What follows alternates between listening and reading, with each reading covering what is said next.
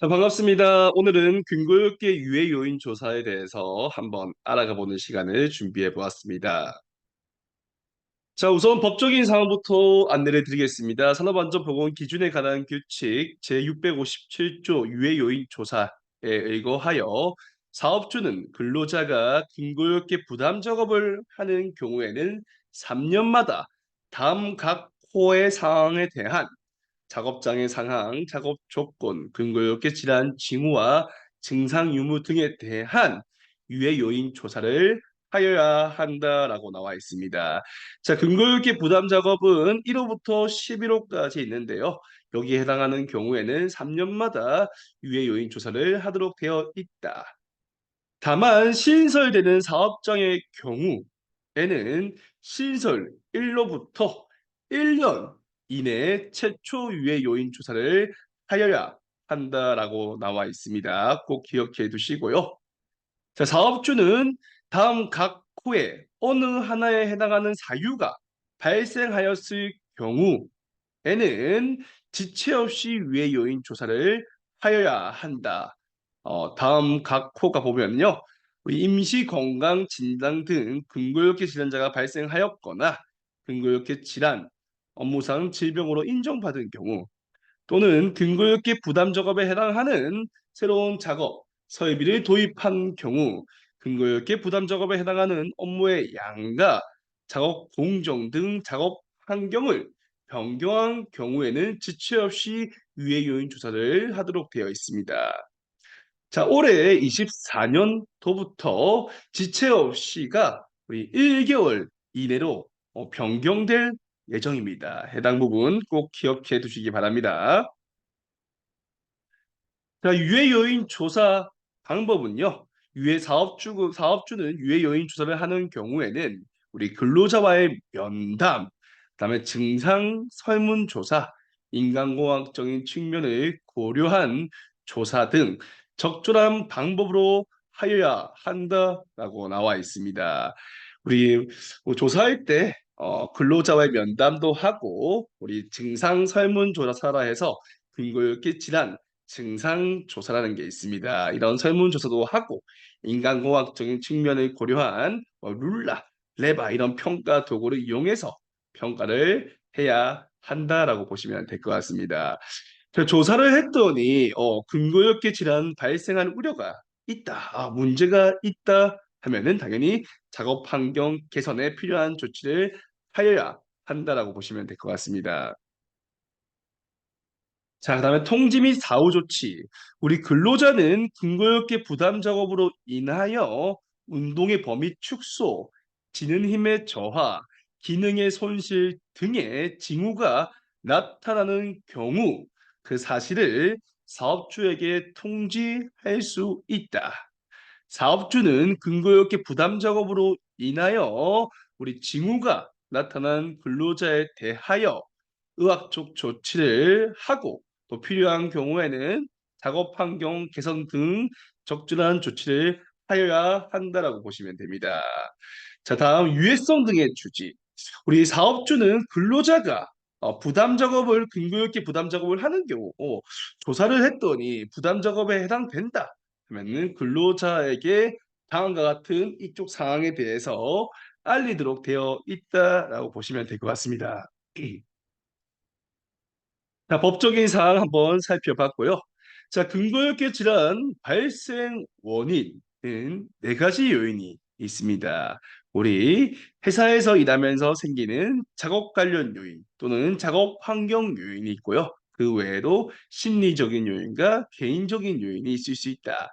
자, 작업 관련 요인은 뭐 반복 동작, 이렇게 똑같은 동작을 하거나 무리한 힘의 사용 또는 부자연스러운 자세, 정적인 자세, 그 외에도 작업 관련 요인이 있을 수 있고요. 작업 환경 요인은 진동, 조명, 작업장의 설계, 뭐 의자, 책상, 그다음에 휴식 시간 이런 작업 환경 요인이 있을 수 있습니다. 자, 그 외에도 심리적인 요인, 우리 직업 만족도 또는 직장 내의 뭐 인간관계, 업무적인 스트레스, 뭐 진상 고객에 대한 스트레스 요인이 있을 수 있고요. 또 개인적인 요인, 성별, 뭐 나이, 뭐 비만, 뭐 작업 습관, 뭐 운동, 뭐 취미 활동적인 요인이 있을 수 있다. 보시면 됩니다. 만약에 우리 사업장에 평소에 반복 동작도 하고 계시고 중량물 작업도 많이 하고 있는 분이 계십니다. 거기다가 나이도 많으시고 좀 비만이세요. 플러스 또 평소에 무리하게 골프도 치러 다니십니다. 거기다가 우리 회사 내 동료 간의 관계도 안 좋아요. 작업 관련 요인, 심리적인 요인, 개인적인 요인에 해당되는 거죠. 이러한 경우에는 근골격계 질환 발생할 확률이 더욱더 높다라고 보시면 됩니다. 그래서 이 네 가지 요인에 대해서 꼭 기억해 두시기 바랍니다. 자, 유해 요인 조사 흐름도 근거역계 유해 요인 조사는 앞서 법적인 사항에서 말씀드린 대로 3년마다 부담 작업에 해당하는 경우에는 3년마다 조사를 하도록 되어 있습니다. 자, 그래서 제일 처음에 하는 거는 부담 작업에 해당되는지 안 되는지 봐야겠죠. 근거역계 부담 작업은 1호부터 11호까지가 있습니다. 여기에 해당된다 하면은 유해 요인 조사를 해야 되고요. 근거역계 질환 증상조사, 설문조사도 해야 한다라고 보시면 됩니다. 자, 조사를 했더니 문제가 좀 있다, 문제점이 있다 하면 당연히 작업 환경 개선을 해야겠죠. 그래서 개선 우선순위를 결정하고요. 개선 대책 수립 및 실시를 한 다음에 개선에 대한 효과가 있는지 평가를 한다 보시면 됩니다. 이렇게 3년 사이클로 진행을 해야 한다. 자, 근거역계 질환 증상 조사, 우리 설문조사에 대한 부분인데요. 보통은 근거역계 부담 작업에 해당하는 경우에 부담 작업에 해당하는 작업에 대한 이 작업자에 대해서 근거역계 질환 증상 조사를 하도록 되어 있는데, 저는 개인적으로는 우리 전 구성원이 이 근거역계 질환 증상 조사를 했으면 좋겠다라고 생각을 하고 있습니다. 자, 근거역계 부담 작업에 해당되지 않더라도 우리 근거역계 질환 이 발생할 수 있는 작업과 공정이 있을 수가 있습니다. 그래서 그런 것들을 고려해서 또 다른 요인이 있을 수가 있기 때문에 저는 개인적으로는 전 구성원이 이러한 설문조사를 했으면 좋겠다라고 생각을 하고 있습니다. 자, 근거역계 질환 증상 조사는 설문조사는 우리가 별도로 만드는 건 아니고요. 우리 법적으로 딱 정해져 있습니다. 그래서 산업안전보건 기준에 관한 규칙 제657, 658조에 보시면은 우리 별지 2호 서식에 근거역계 질환 증상조사표가 나와 있습니다. 그래서 이것을 활용하시면 되고요. 요즘에는 외국인 근로자도 많이 현장에 가보시면 있습니다. 그래서 외국인 번역된 이런 조사표가 있기 때문에 이런 것들을 활용해서 아래와 같이 이런 쪽으로 활용해서 하시면 된다라고 말씀드리겠습니다. 그래서 한번 설문조사를 가지고 와봤습니다. 자, 설문조사 내용을 보시면은 1번, 2번, 3번, 4번. 자, 1번은 여가 및 취미 활동에 대한 질문이고요. 2번은 가사노동 시간, 집안일을 몇 시간 정도 하는가. 3번은 우리 질병을 진단받은 적이 있는가. 유모티스 관절염, 당뇨병 등에 대해서. 4번은 과거에 운동 혹은 사고로 다친 부위가 있냐에 대한 질문입니다. 이 네 개에 대해서 많이 의문점을 품으시는 게 이게 회사에서 일하는 거나 무슨 관계가 있냐라고 물어보시는데 우리 근거역계 질환 발생 원인은 작업 관련 요인, 작업 환경 요인, 심리적인 요인, 개인적인 요인이 있다라고 말씀드렸죠. 개인적인 요인, 확인하기 위해서 해당 네 개에 대해서 설문조사에 포함되어 있다 보시면 될 것 같습니다. 자, 5번 현재 하는 일이 육체적으로 얼만큼 부담이 되는가고요. 다음 장 가면은 지난 1년 동안 이제 작업과 관련하여 뭐 통증이나 불편함을 느낀 적이 있는가, 해당 부위에 대해서 느낀 적이 있는가에 대한 질문입니다. 자, 아니요 하면은 설문조사가 끝나요. 예 하면은 이제 어디 부위가 아팠냐에 대한 부분부터 이제 조금 더 디테일하게 질문이 들어간다 보시면 됩니다.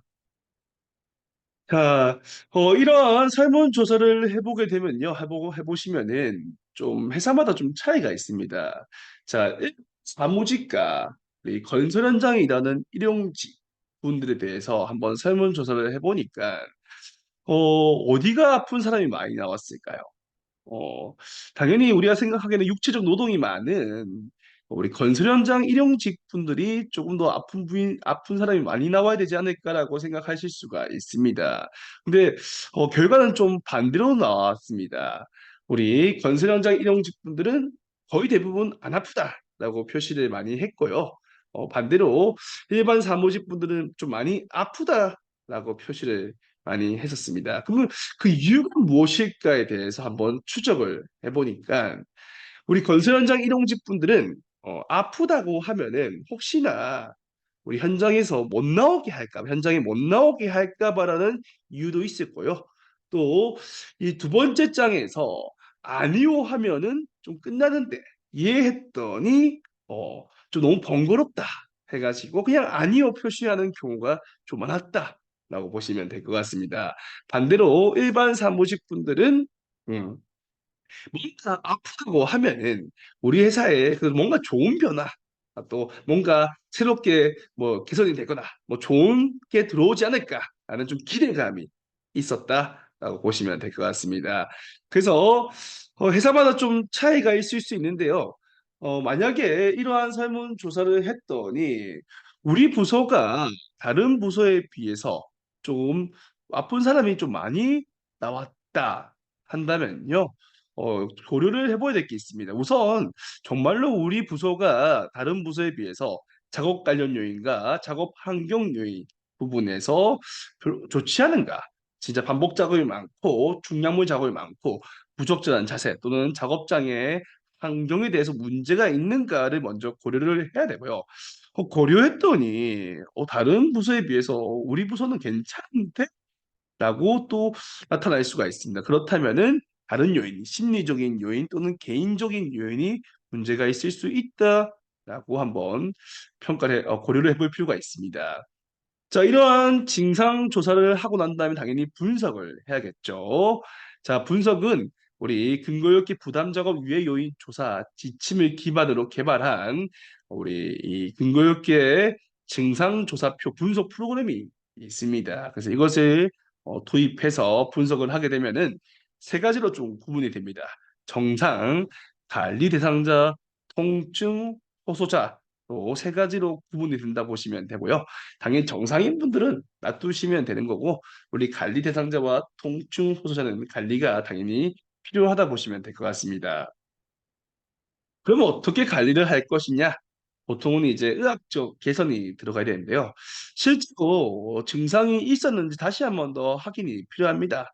회사에는 보건관리자 또는 관리감독자 아니면 의사가 면담을 통해서 실제로 증상이 있는지 확인을 해봐야 되고요. 증상이 없다 하면은 부서를 복귀하고 증상이 있다 하면은 통증이 심한가에 따라서 물리치료 또는 통증이 심하면은 재활 프로그램 외부 병원 치료를 보내서 의학적 개선의 관리가 좀 필요하다라고 보실 수가 있습니다. 자, 그리고 이제 근거역기 부담 작업에 대해서 한번 살펴보겠습니다. 근거역기 부담 작업은 1호부터 11호까지가 있습니다. 그래서 부담 작업은 단순 반복 작업 또는 인체에 과도한 부담을 주는 작업 11가지에 해당하는 경우에 부담 작업에 해당된다. 자, 그런데 이 부담 작업에 해당되더라도 단기간 작업, 2개월 이내에 종료되는 일회성 작업, 간헐적인 작업, 연간 총 작업 일수가 60일을 초과하지 않는 작업은 제외시킬 수가 있다라고 나와 있습니다. 자, 이제부터 부담 작업 1호부터 11호에 대해 한번 살펴보도록 하겠습니다. 자, 부담 작업 1호입니다. 하루에 4시간 이상 집중적으로 자료 입력 등을 위해 키보드 또는 마우스를 조작하는 작업입니다. 자, 우리 일반 사무직의 경우에는 생각했을 때는 4시간 이상 하지 않을까라고 생각하실 수가 있지만은 잘 해당되는 경우가 많지는 않습니다. 왜냐? 집중적인 자료 입력이라는 게 있기 때문에 있습니다. 집중적인 자료 입력이라는 것은 입력 작업의 목표량이 과도하게 미리 정해져 있거나 일정 수준 이상 임의로 작업 시간, 휴식 시간 등 조절할 수 없는 경우, 이러한 경우를 집중적인 자료 입력이라고 하는데요. 일반 사무직은 좀 해당되기가 좀 어려울 수가 있다라고 보시면 되고요. 대표적으로 해당될 수 있는 직업군이 우리 전화 상담원 또는 컴퓨터 프로그래머 또는 디자이너, 우리 은행, 병원에 근무하는 출납 사무원 등이 있을 수 있다라고 보시면 될 것 같습니다.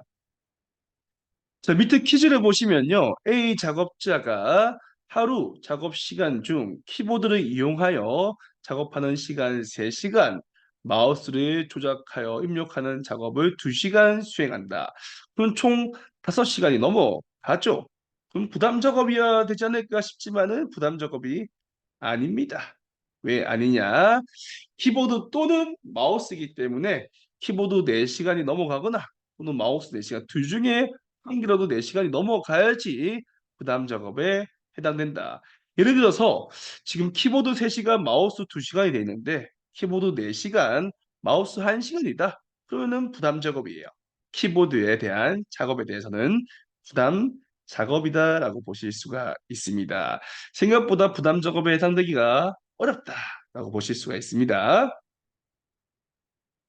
자, 부담 작업 2호입니다. 하루에 2시간 이상 목, 어깨, 팔꿈치, 손목 또는 손을 사용하여 같은 동작을 반복하는 작업입니다.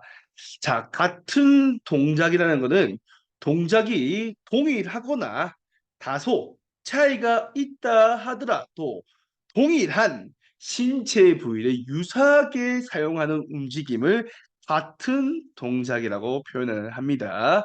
자, 반복 작업의 기준은 분당 어깨는 2.5회, 분당 팔꿈치 또는 손목 또는 손은 분당 10회 이상 작업을 해야 됩니다. 분당 그러니까 1분에 같은 동작을 분당 10회 이상 이렇게 해야지 반복 작업으로 인정이 된다라고 보시면 됩니다. 대표적으로 해당될 수 있는 직업군은 우리 컨베이어 라인에 근무하시는 분들, 반복 작업이 있죠. 뭐 조립 라인 또는 이 마트에 계산대에 근무하시는 직원분들이 해당될 가능성이 높다. 자, 퀴즈 보시면요. 우리 작업자가 어깨를 1시간 반, 팔꿈치를 30분, 손목을 1시간 반, 총 3시간 30분 작업을 하는데 부담 작업이 아닙니다. 왜 아니냐? 자, 어깨, 팔꿈치, 손목은 다른 부위이기 때문에 각 부위 중에 한 개라도 2시간이 넘어가야 된다라고 보시면 됩니다. 그래서 예를 들어서 나머지 작업은 없고 손목만 2시간 넘어간다. 그러면은 부담 작업이다라고 보실 수가 있습니다. 자, 부담 작업 3호입니다. 하루에 2시간 이상 머리 위에 손이 있거나 팔꿈치가 어깨 위에 있거나 팔꿈치를 몸통으로부터 들거나 팔꿈치를 몸통 뒤쪽에 위치하도록 하는 상태에서 이루어지는 작업이라고 보시면 됩니다. 뭐 대표적으로 그냥 머리 위에 손이 있거나 이렇게 어깨 위에 팔꿈치가 있는 동작이라 보시면 되고요. 뭐 페인트, 도배, 작업자 또는 가수, 제배업자, 차량 정비원 이렇게 하시죠. 그런 분들이 해당될 가능성이 높다라고 보시면 됩니다. 자, 퀴즈 보시면요. 우리 작업자가 머리 위로 손을 올리고 수행하는 작업 1시간, 또 팔꿈치를 어깨 위로 올리고 수행하는 작업 30분, 몸통으로부터 팔꿈치를 드는 작업 1시간. 자, 여러분 2시간 반인데 앞서 보신 2호는 각 부위에 각 2시간이 넘어가야 되는데 3호는 어, 다 합칠 수가 있습니다. 3호만 다 합칠 수가 있다라고 보시면 될 것 같습니다. 그래서 2시간 반에 2시간이 넘어가기 때문에 부담 작업에 해당된다. 3호는 각 동작을 다 합칠 수가 있다. 합쳐서 계산을 하시면 된다. 자, 부담 작업 4호입니다. 지지되지 않은 상태이거나 임의로 자세를 바꿀 수 없는 조건에서 하루에 2시간 이상 목이나 허리를 구부리거나 트는 상태에서 이루어지는 작업이라고 보시면 됩니다. 자, 지지되지 않은 상태, 신체 부위에 대한 지지대가 없는 경우이고요. 임의로 자세를 바꿀 수 없는 조건, 근로자 본인이 목이나 허리를 구부리거나 끄는 상태를 취하고 싶지 않아도 작업을 하기 위해서 근로자가 어쩔 수 없이 그러한 자세를 취할 수밖에 없는 경우라고 보시면 됩니다. 자, 목이나 허리는 굽힘에 대한 이 각도가 있겠죠. 자, 수직 상태를 기준으로 목이나 허리를 전방으로 20도 이상 구부리거나 허리를 후방으로 20도 이상 제치는 경우. 자, 목이나 허리를 튼 상태는 목은 어깨를 고정한 상태에서 5도 이상, 5도 이상 각도가 좀 애매한데요. 5도 이상. 저 허리는 다리를 고정한 상태에서 20도 이상 좌우를 비튼 상태라 보시면 될 것 같습니다. 좀 이 각도를 잘 봐야겠죠. 대표적으로 해당될 수 있는 직업군은 바닥 작업자, 또 타일, 또는 도배공, 뭐 농부, 환경, 뭐 미화원, 뭐 차량 정비원이 해당될 수 있다라고 보시면 됩니다. 자, 퀴즈 보시면요. A 작업자가 임의로 자세를 바꿀 수 없는 조건에서 이 목을 굽힌 채 1시간 반, 목을 비튼 채 1시간, 허리를 구부린 채 1시간 반, 총 4시간 작업을 합니다. 2시간이 넘어가니까 부담 작업에 해당되겠구나 싶지만 부담 작업에 해당되지 않는다라고 보시면 됩니다. 왜냐? 일단 허리와 목은 다른 부위고요. 구부리는 거랑 비트는 거는 다른 동작이기 때문에 각각 중에 한 개라도 2시간이 초과해야 한다. 우리 앞서 부담 작업 3호는 다 합쳐서 시간을 계산할 수 있지만은 나머지는 각각 다이 해당돼야 된다라고 보시면 될 것 같습니다.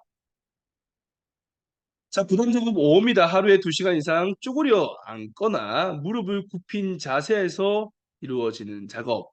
쪼그리고 앉는 것은 수직 상태 기준으로 무릎이 발끝보다 앞으로 나오는 자세 이상으로 무릎을 구부린 상태에서 발이 체중의 대부분을 지탱하고 있는 상태, 이렇게 지탱하고 있는 상태고요. 무릎을 굽힌 자세는 바닥면에서 한쪽 또는 양쪽 무릎을 댄 상태에서 해당 무릎이 체중을 대부분 지탱하고 있는 자세. 보통은 이제 용접하는 분들, 용접 많이 하시는 분들 보면 쪼그려 앉아서 작업하시죠. 또는 바닥 작업하실 때도 그렇죠. 또는 작물 재배자 분들이 해당될 가능성이 높다. 자, 퀴즈는 넘어가겠습니다. 자, 부담적으로 6호입니다. 하루에 2시간 이상 지지되지 않은 상태에서 1kg 이상의 물건을 한 손에 손가락으로 집어 옮기거나 2kg 이상의 상응하는 힘을 가하여 한 손에 손가락으로 물건을 탁 쥐고 있는 작업이라고 보시면 될 것 같습니다. 자, 지지되지 않은 상태. 순전히 혼자만의 힘으로 손가락으로 집어 옮기거나 한 손에 손가락으로 물건을 쥐는 것이라 보시면 되고요. 1kg 또는 2kg에 상응하는 힘, 보통 이제 A4 한 묶음이 이 2kg 정도 해당되는데요. 이 정도 힘을 가하여 이렇게 찾고 있는 경우라 보시면 될 것 같습니다. 자, 부담 작업 치료입니다. 하루에 2시간 이상 자, 지지되지 않은 상태에서 4.5kg 이상의 물건을 한 손으로 들거나 동일한 힘으로 쥐는 작업이라 보시면 됩니다. 자, 부담 작업 8호. 여기는 25kg 이상을 하루에 10회 이상 물체를 드는 작업입니다. 25kg 이상을 하루에 10회. 자, 퀴즈 보시면요. 이 2명의 작업자가 30kg를 이 정도면 25kg가 10회 넘어가죠. 부담 작업이겠구나 싶지만 부담 작업이 아닙니다. 왜냐? 2명이 사기 때문에 30kg가 15kg, 15kg 분배가 됩니다. 그래서 중량물 작업은 2인 1조로 작업을 하도록 되어 있다. 대표적으로 해당될 수 있는 직업군은 환경미화원 또는 요양보호사가 해당될 수 있다. 자, 부담 작업 9호입니다. 8호는 25kg 이상을 10회고요. 9호는 숫자가 바뀝니다. 10kg 이상을 25회인데 조건이 붙습니다. 무릎 아래에서 들거나 어깨 위에서 들거나 팔을 뻗은 상태, 저 멀리 있는 거 드는 작업에 경우에 해당된다 보시면 됩니다. 자, 퀴즈 보시면요. 우리 작업자가 무릎 아래에서 13kg를 20회, 어깨 위에서 10kg를 20회, 팔을 뻗은 상태에서 10kg를 15회, 총 10kg 이상의 중량물을 하루에 55회를 드는 작업을 합니다. 자, 그러면 10kg 이상은 25회가 초과하죠. 그러면은 부담 작업이어야 되는데 부담 작업이 해당되지가 않습니다. 아, 왜 안 되냐? 자, 무릎 아래, 어깨 위, 팔을 뻗은 상태는 다른 동작이기 때문에 각 중에 한 개라도 25회를 초과해야 한다라고 보시면 됩니다. 자, 여기서 보일 수 있는 거는 10kg 이상을 55회를 매일 작업한다 하면은 저는 개인적으로는 힘든 작업이라고 생각이 듭니다. 그러면은 부담 작업이 아니라 하더라도 근골격계 질환이 발생할 가능성이 좀 높은 작업이다라고 생각이 듭니다. 그래서 부담 작업이냐 아니냐도 중요하긴 하지만은 부담 작업이 아니라 하더라도 근골격계 질환 발생 가능성이 있다 한다면 당연히 작업 환경 개선이 필요하다라고 볼 수가 있습니다. 자, 부담금 시로입니다. 10호입니다. 하루에 2시간 이상 분당 2회 이상 4.5kg 이상의 물체를 드는 작업. 부담 작업 7호는 4.5kg 이상을 한 손으로 드는 거고요. 10호는 한 손이든 두 손이든 상관없이 분당 2회 이상 4.5kg 이상의 물체를 들고 그렇게 2시간 이상 작업을 해야 한다라고 보시면 됩니다. 대표적으로 해당될 수 있는 게 뭐 택배, 상하차 해당되는 분들이 어, 많이 해당된다. 부담 작업 11호입니다. 하루에 2시간 이상 시간당 10회 이상 손 또는 무릎을 사용하여 반복적으로 충격을 가하는 작업입니다. 손 또는 무릎으로 이렇게 예를 들어서 뭔가 이제 조립할 때 이렇게 망치로 쳐야 되는데 손으로 이렇게 딱 반복적으로 충격을 가하는 거죠. 이런 경우에는 시간당 10회 이상 하루에 2시간 이상 반복적으로 충격을 가하는 경우에 부담 작업에 해당된다라고 보시면 됩니다. 자, 이렇게 부담 작업 1호부터 11호에 대해 한번 살펴보았습니다. 조금 더 세부적인 내용은 한번 좀 다려보시면서 공부를 해보시고요. 자, 작업 환경 개선을 하는 부분에서 가장 뭐 기본이자 저는 중요하게 생각하는 것 중에 하나가 당연히 스트레칭이죠. 스트레칭. 작업 전후에 스트레칭을 해야 되는데요. 스트레칭을 해라라고 이 말해서 스트레칭을 하는 경우가 그렇게 많지는 않습니다. 스트레칭을 할 수 있게 문화를 조성해 주는 게 중요하다고 생각을 하고는 있습니다. 저는 개인적으로는 더 비용, 고효율인 것은 이 스트레칭 로프를 지급하는 것을 저는 개인적으로 항상 추천해 드립니다. 스트레칭 로프가 시중에 한 2,000원 정도 한다고 보시면 되는데요. 스트레칭 로프를 우리 전임 직원한테 지급을 해야 되는데, 자, 전임 직원 지급을 했어요. 3개월이 지나면은 다 사라져 있어요. 어디론가 사라져 있습니다. 자, 그래서 3개월마다 계속 지급을 하시면 됩니다. 계속 지급을 하다 보면 어느 순간 내 주변에 이 스트레칭 로프가 있을 수밖에 없어요. 그럼 로프가 있으면 자연스럽게 스트레칭을 하게 돼 있습니다.